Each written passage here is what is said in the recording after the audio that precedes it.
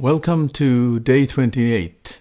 Wow, we have to give a shout out here for people who has joined us for such a long time. Well done.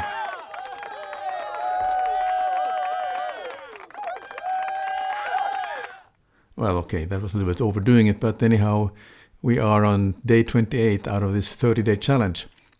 And the tip of today is now something a little bit different. In your industry, there are always some new topics coming up and sort of the burning topics in your industry. And share with the audience what is sort of the current hot topic in your industry, because I think they will be very interested to learn about this, what you have learned and how you are keeping yourself relevant during these days. So share that tip and go live in this group. I would really like to learn what is the hot topic that you have that you want to share. And we'll see you tomorrow.